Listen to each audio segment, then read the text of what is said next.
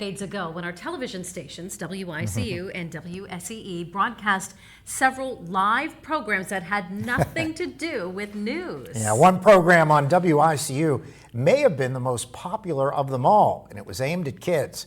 John Last takes a look back for this edition of The Last Word. WICU TV. I can truthfully say that when I enter this building and walk the halls, I think about the history of this place and the legendary people who came before me. One of those legends was called Pappy. Remember Pappy? Well, here he is, with his long beard, black glasses, floppy hat, overalls, and checkered shirt. His two puppet sidekicks were always nearby. Everyone who does remember Pappy, like myself, are now up there in years. The Pappy Show was broadcast live from the WICU studios in the late 1950s and early to mid-1960s. If you were a kid in Erie back then, you wanted to be a live audience member for one of the shows. Every once in a while, just as an adult, you talk to somebody and you said, "Have you ever been on the Pappy Show?" And it's amazing how many people said they were.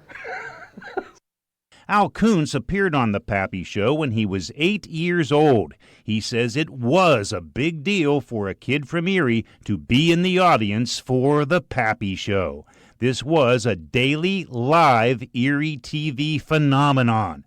No reruns, no watching later on the internet. I can remember when we were going to be on this show, it was my brother and I, and my mother was calling everybody she knew to tell people that we were going to be on. Ed Swander appeared 6 times on The Pappy Show, not as an audience member, but as a performer.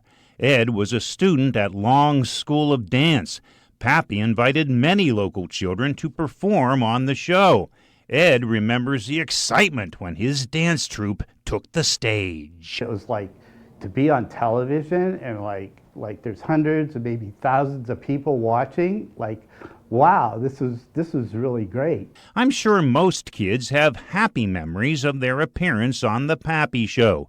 Ed remembers the first time his dance group performed. It's not a fond memory. Every dancer was confused by the TV monitors in the studio. When I go right, I'm looking at the monitor, I'm going left. When I go left, I'm going right on the monitor. So our timing and our sense of direction was a hot mess. Pappy to the rescue.